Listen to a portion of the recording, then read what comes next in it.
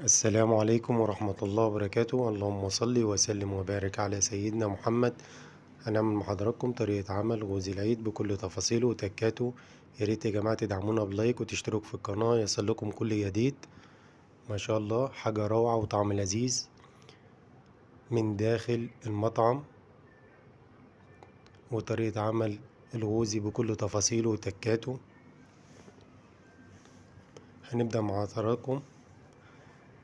نحط الزيت حوالي 2 لتر زيت،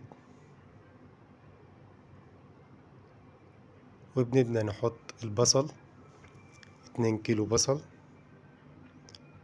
والزيت معنا بيبقى سخن. 2 كيلو بصل يا جماعة حسب الكمية. أنا هعمل حوالي 10 كيلو رز بسمتي. ونقلب البصل بتاعنا ونجهز بالمقادير. المقادير عندي فلفل أحمر، كركم معلقتين، فلفل أحمر معلقتين، كركم معلقة، فلفل أسود، بهارات مشكلة معلقتين، طبعا الملح حوالي 200 جرام، وتوم حوالي 200 جرام حسب الكمية اللي عندنا يا جماعة.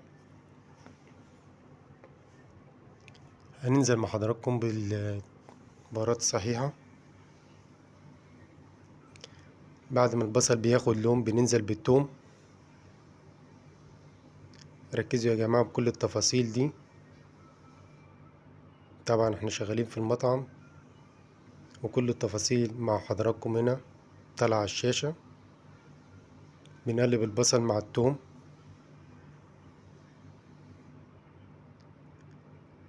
لحد ما ياخد لون، نبدأ نحط التوابل بتاعتنا.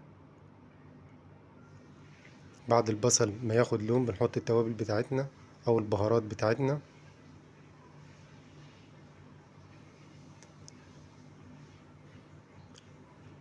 طبعا بننزل بالمية بتاعتنا حسب الكمية. انا هعمل حوالي زي ما اتفقت مع حضراتكم كده. ونبدأ ننزل بالملح زي ما اتفقت مع حضراتكم كده يا جماعة. نعمل حوالي 10 كيلو عيش بسمتي او رز بسمتي.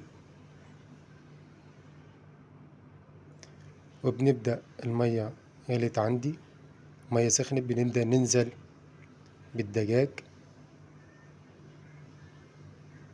طبعا الدجاج يا جماعة بتاخد سوا حوالي 45 دقيقة بالظبط. بعد ما استوت الدجاج بعد 45 دقيقة ما شاء الله حاجة روعة، حاجة مستوية كويس،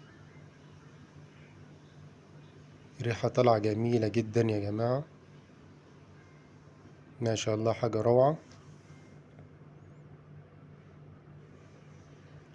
ما شاء الله. بنبدأ نطلع الدجاج، حاجة جميلة جدا يا جماعة. احنا شغالين طبعا من داخل المطعم زي ما قلت لحضراتكم كده. طبعا اما المية تسخن نبدأ ننزل بالعيش او الرز بتاعنا ونقلب الرز بتاعنا. المية يا جماعة بتبقى فوق الرز حوالي 2 سنتي زي ما انتوا شايفين كده، هي تقليبة واحدة. طبعا الرز بتاعنا بعد ما استوى حوالي خد ربع ساعة بننزل زي ما انتوا شايفين كده بمية ورد والزعفران على الغوزي. وبننزل حوالي معلقة كمون.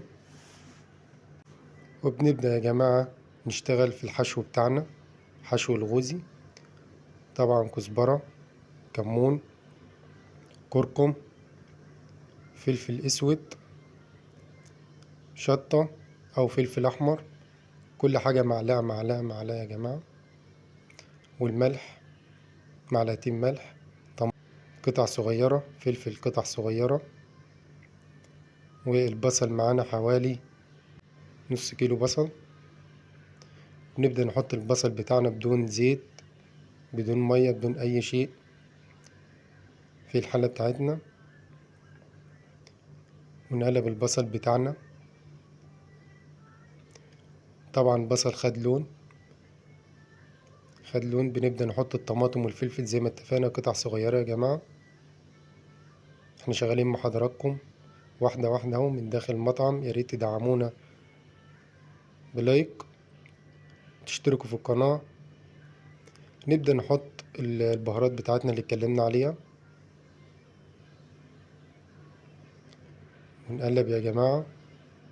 خلي بالكم من التفاصيل دي كويس عشان يطلع معانا الحشو مظبوط مروع. بعد كده بننزل بالحمص ده مسلوق يا جماعة، خد حوالي ربع ساعة على النار. وبعد كده بننزل مية ورد وزعفران. آخر شي بننزل بالملح، حوالي 100 جرام ملح، 100 جرام ملح. وبنبدأ نقلب. بعد كده بطاطس مكعبات، بننزل بالبطاطس مكعبات يا جماعة، نقلب مع بعضينا كده.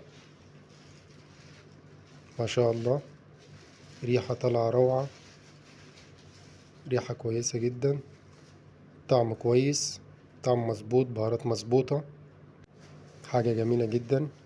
بعد ما خلصنا يا جماعة بنبدأ نحط الغوزي زي ما انتوا شايفين كده. ما شاء الله عيش مظبوط، دجاج مظبوط، والحشو كمان يا جماعة عندنا مظبوط.